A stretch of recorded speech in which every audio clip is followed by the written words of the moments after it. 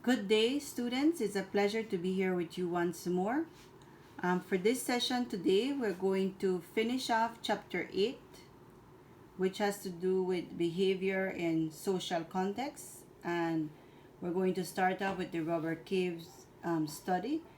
And we will finish off this chapter and we will also move on to chapter 9, which has to do with psychological disorders. So we begin with group identity. All individuals have a social identity, and what do I mean by this?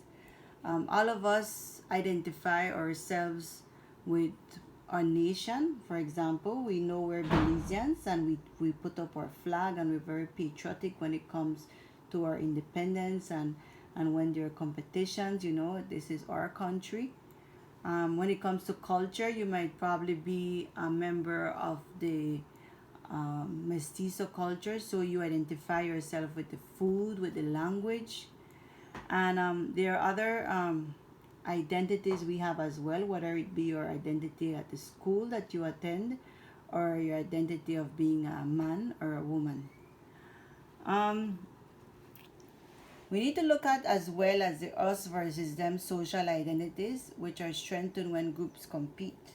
Whenever there is any competition of any kind, what happens is that individuals tend to identify with their group because they want their group to be the winning group. And this was shown in the Robbers Cave study, which I will go ahead and show at this moment.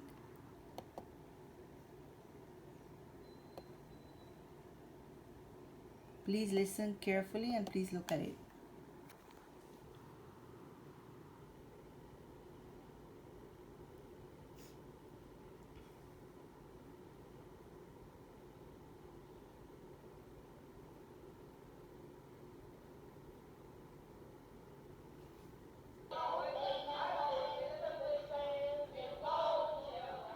Between 1949 and 1954, social psychologist Musafar Sharif and Carolyn Wood Sharif collaborated with graduate students to hold a series of experiments to test one of Dr. Sharif's ideas, known as realistic conflict theory. This having to do with intergroup conflict, stereotypes, and prejudices.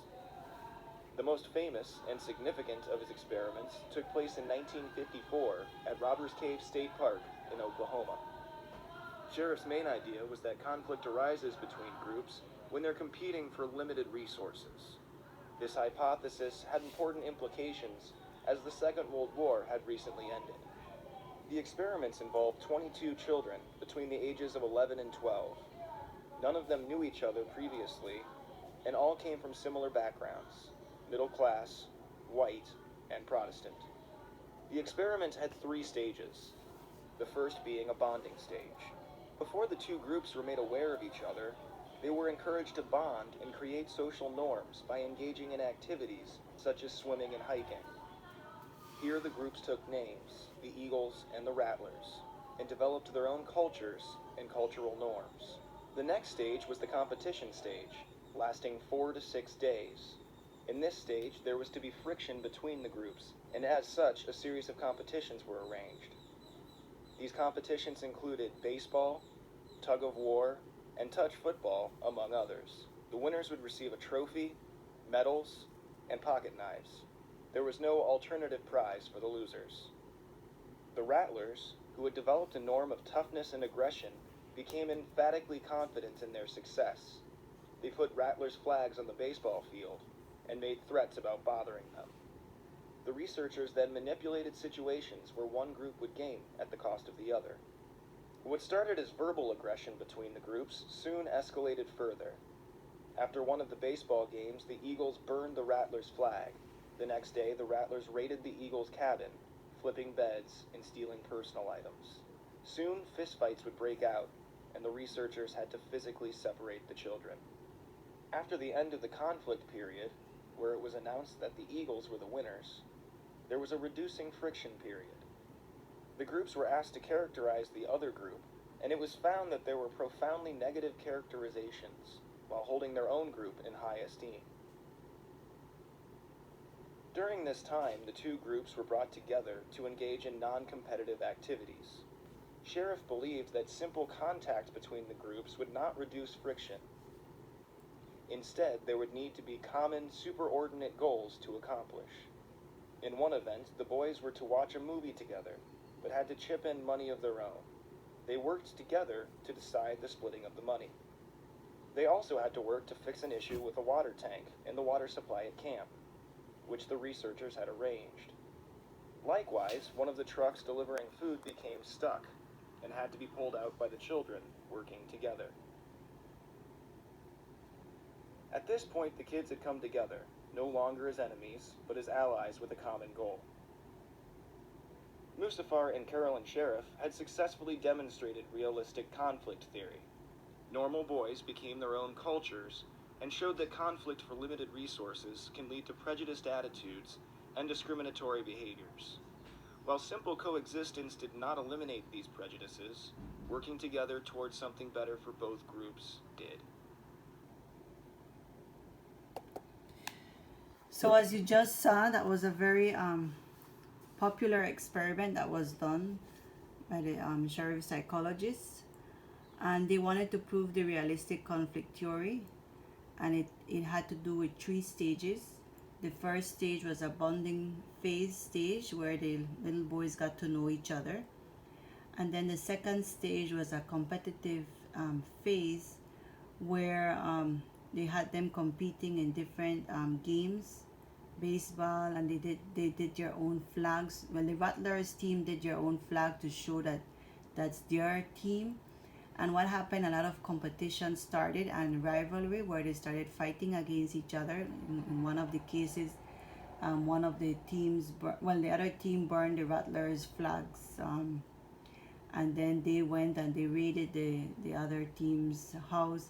So as you could see, there was a lot of rivalry at that stage when there is limited resources, because the winners are the only ones that got prizes. And then in the third stage, they tried to reduce the friction stage, where they got everybody together, the 2 groups together, and they had one common goal. So they didn't have them competing against each other, but rather working together to achieve a common goal. And so what these psychologists were showing is that just having people living together would not reduce discrimination, but having them living together and towards one common goal, then you could see a reduction in discrimination. So they were able to show that their hypothesis was correct when it comes to the realistic conflict theory. Very interesting experiment, I must say. So we move on with the PowerPoint.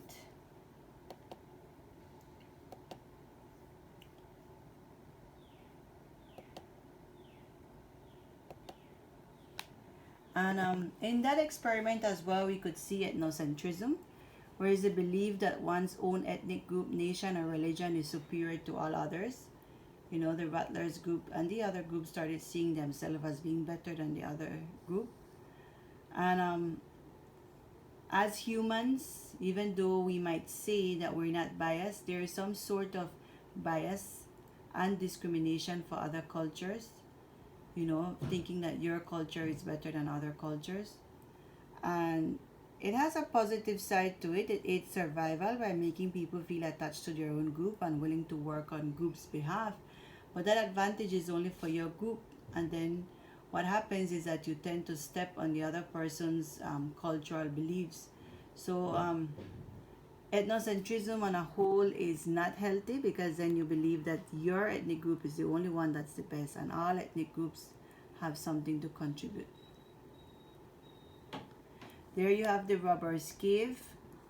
Just a little brief review on it. The boys were randomly separated into 2 groups, the Rattlers and the Eagles. Competitions fostered hostility between groups, and the experimenters contrived situations requiring cooperation for success. That was at the last phase, where they had to work towards a common goal. The first graph shows before cooperative activities were introduced, and then see, it was basically the same. Then after cooperative activities were introduced, percentage of boys who had a best friend in the out group, There you have the rattlers and the eagles. Very interesting experiment. Stereotypes are cognitive schemas of a group in which a person believes that all members of that group share the common traits. Now, these traits may be positive, negative, or neutral. And as a society, there are different stereotypes for different ethnic groups. For instance, there is a stereotype that all Asians cook well, and it's a stereotype because not all members of the Asian community cook well, but this has been put on them as being good cooks, and that's a stereotype right there. Or believing that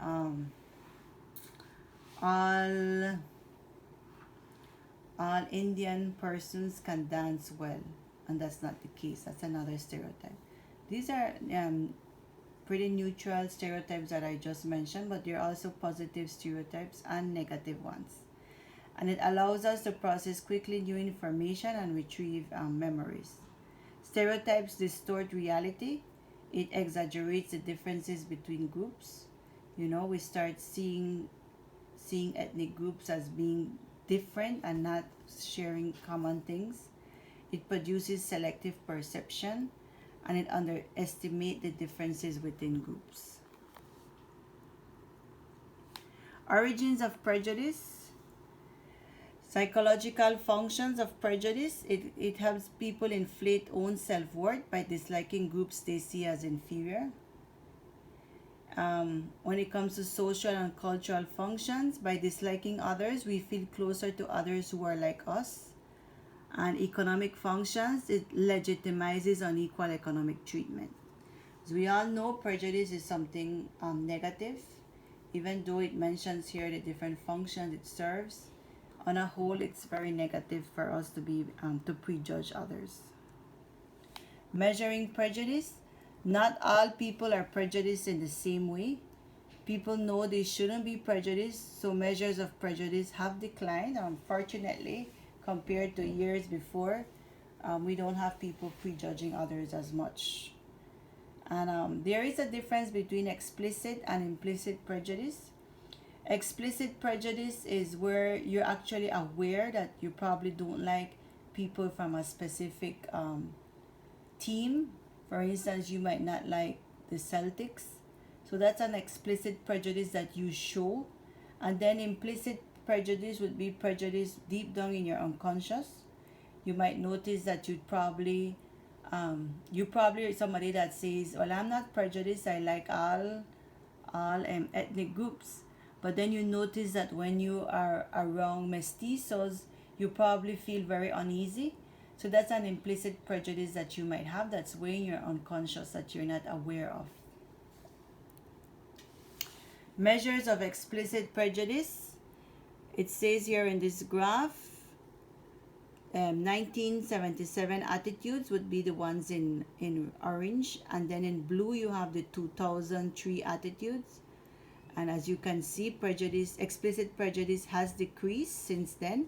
It says percentage who said homosexuals should be barred from working in these occupations.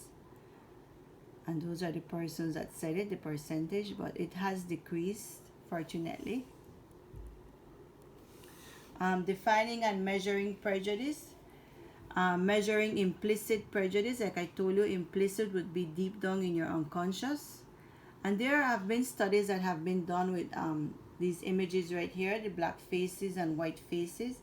And the persons being studied are given good words and bad words. And in most, if not all cases, people tend to match the good words with the white faces and the bad words with black faces.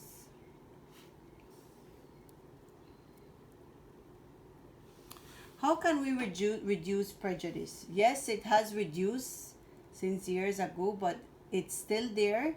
So these are just some factors of trying to reduce prejudice in our society, because we can't have a blind eye and see that it does not exist. It still exists. It's not as rampant as before, but it's still there.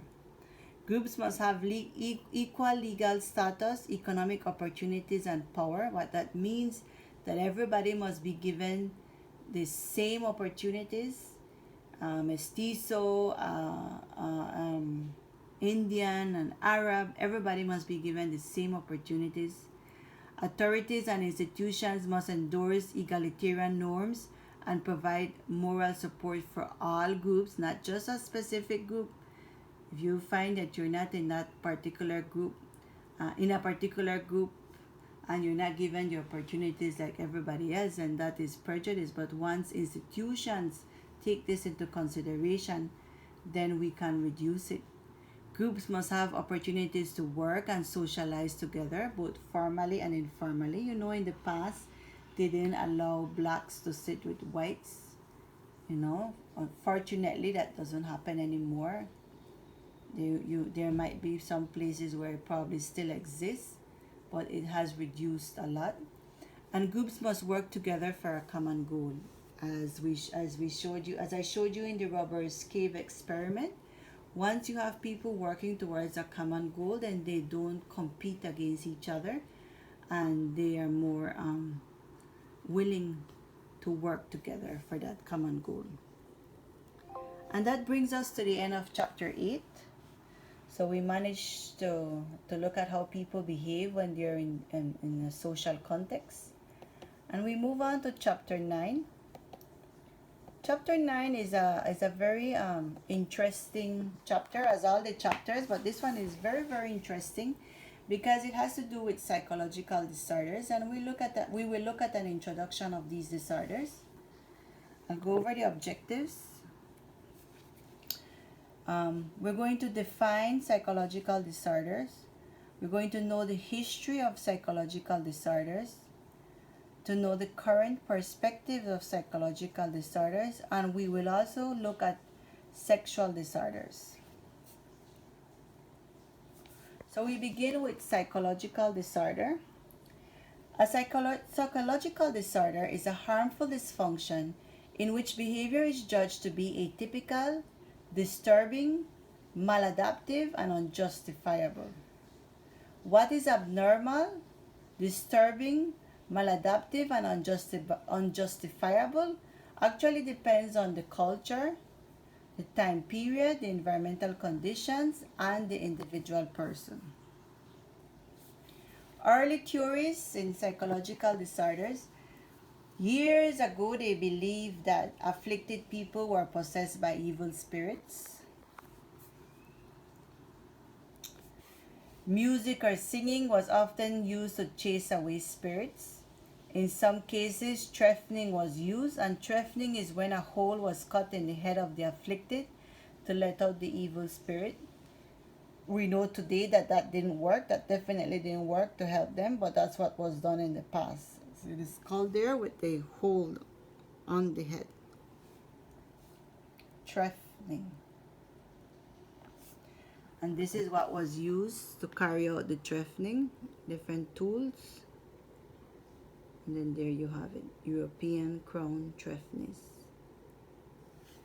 Sad, we can all look back and say, unfortunately, these people did not get the help that they actually needed, but that is what was used in those days. Another theory was to make the body extremely uncomfortable. So if you're suffering any psychological disorder, then they would put heat and make you uncomfortable, and again, this did not work. In the 1800s, disturbed people were no longer thought of as madmen, but as mentally ill. Fortunately, they were first put in hospitals. But then again, once they were put in hospitals, did this mean better treatment? The patient was chained and locked away. They were nothing more than barbaric prisons. So, you know, we said, wow, you know, they came a long way and now they have them in hospitals. But once they were put in hospitals, it was like a prison for them because they weren't given the help that they needed. Some hospitals even charge admission for the public to see the crazies, just like a zoo. So yes, a big step was done in putting them in hospitals, but the treatment that they needed was not available at that time. Then came Philippe Pinel, Fortunately, this French doctor was the first one to take the chains off and declare that these people were sick and that a cure was needed. There you have Philippe Pinel, very important person in helping people with psychological disorders. At this time, it was believed that mental illness had a bodily cause, somatogenic. It was believed that something in the body was causing it. But somatogenic could not explain disorders such as hysteria, which is now called the conversion disorder. Many disorders are psychogenic. The origin is psychological and not actually physical, as was thought of before. Current perspectives. There is a medical perspective as the psychological disorders are sicknesses and can be diagnosed, treated, and cured. Biopsychosocial perspective assumes biological, psychological, and sociocultural factors combine to interact, causing psychological disorders. So different theories.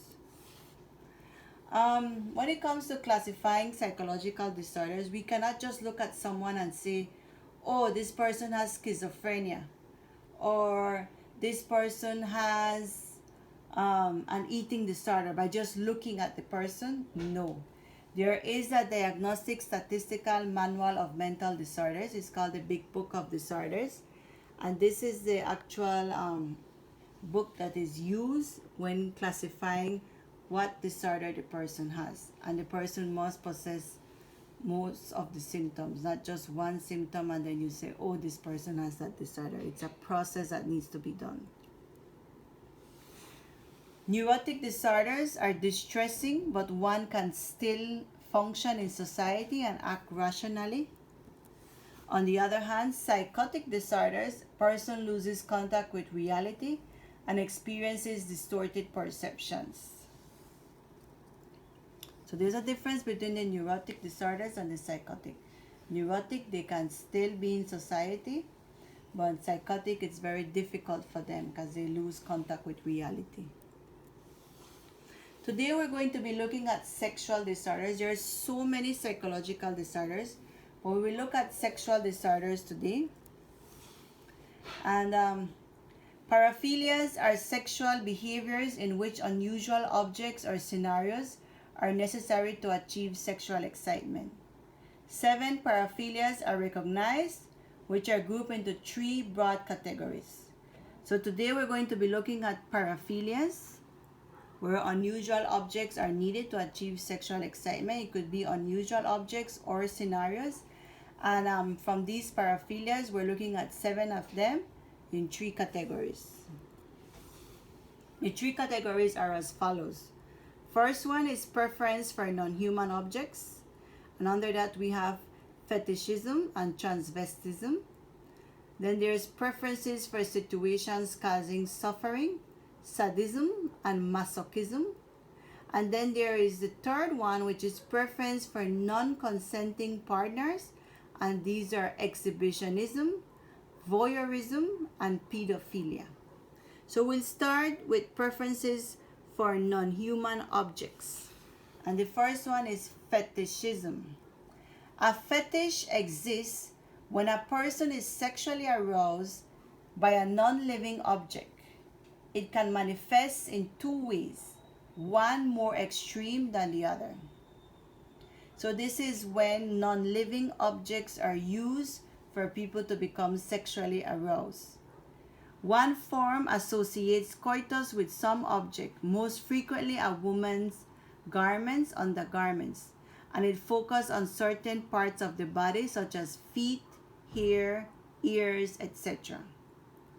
The most extreme form of fetishism is when a non-living object completely substitutes for a human partner, such as underwear, boots, and shoes, or such textured objects as velvet or silk. So the latter one that I just said is very extreme, where the person actually substitutes the human partner for something not living, for instance, a boots or a shoe. So there you have fetishism. The other one is transvestitism. This paraphilia exists when the person achieves sexual excitement by cross-dressing. These people, let's say it's a man, once he dresses in woman's clothes, it arouses the person. This is very rarely found in females, so the male side of this paraphilia will be used as the example. Two different purposes seem to be associated with this act in different individuals. In one aspect, the person seeks to identify sexual excitement in intercourse with a partner by only partially dressing as a woman. In the other form, the male moves about in full female regalia, which suggests some type of gender identity problem, but not necessarily homosexuality. The second category is a preference for situations causing suffering, sadism and masochism. Sadist is derived from the reported violent sexual exploits of the Marquis de Sade. Sadist is applied to those who derive sexual excitement from the pain of others. So a sadist likes to see people in pain, and that brings sexual arousal for that person. That's that psychological disorder. And the term masochist was derived from the writing of Leopold von Sacher-Masoch, whose characters sought out women who would beat them. Masochist is applied to those who derive sexual excitement through their own pain. So the sadist likes to give pain, and the masochist loves to receive pain. Preference for non-consenting partners. Preference for non-consenting partners. This category has to do with exhibitionism. Exhibitionism is the exposure of one's genitals in a public place. It is the most prominent sexual offense leading to arrest and makes up 1/3 of all sexual crimes. From the psychological point of view, there are three characteristic features of the exhibition. There are three things that must be in place for exhibitionism to occur. 1. It is always performed for unknown women. Whosoever the exhibitionist is showing his body parts to, it has to be women that they do not know. 2. It always takes place where sexual intercourse is impossible, for example, in a crowded shopping mall. And 3, it must be shocking for the unknown woman, or it seems to lose its power to produce sexual arousal in the individual. So there you have it, 3 things that must be in place for the exhibits to be able to get sexual arousal. 1, it must be women that he does not know. 2, it needs to take place where sexual intercourse is impossible to happen. And 3, it must be shocking for the unknown woman.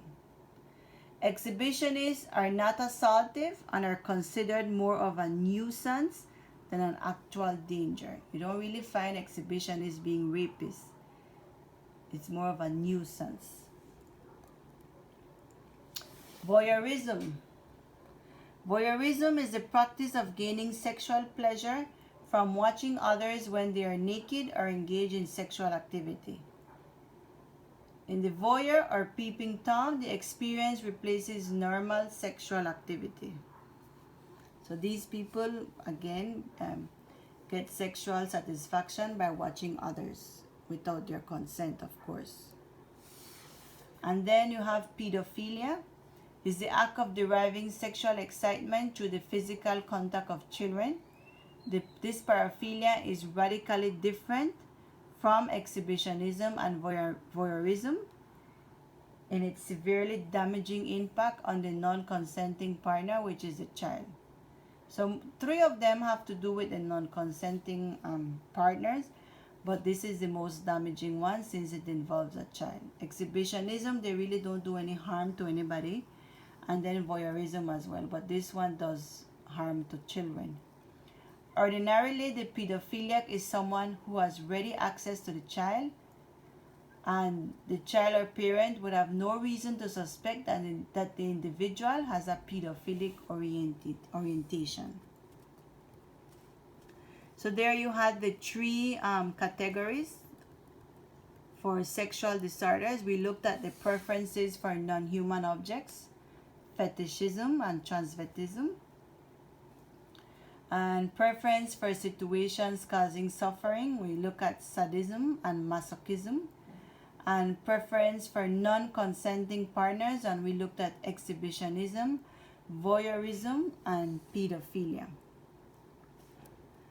So we managed to look at the robbers cave experiment that was done. We managed to look at ethnocentrism. We also did prejudice, stereotyping, and then the objectives that we had for this chapter was to define a psychological disorder. We managed to do that. History of psychological disorders, we did that as well. The current perspective of psychological disorders.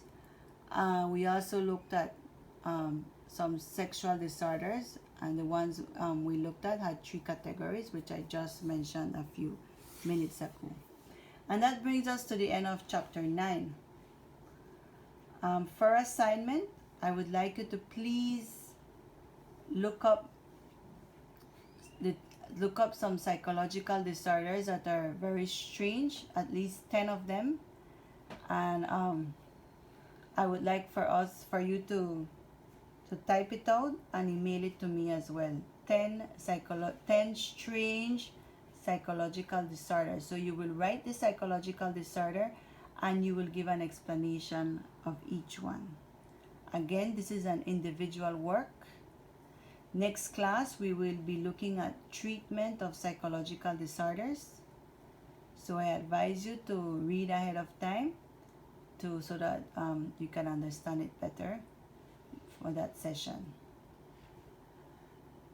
This assignment is the classwork that you have for today, and it is due tomorrow at midnight. Thank you, students, and again, keep safe and God bless. Bye-bye.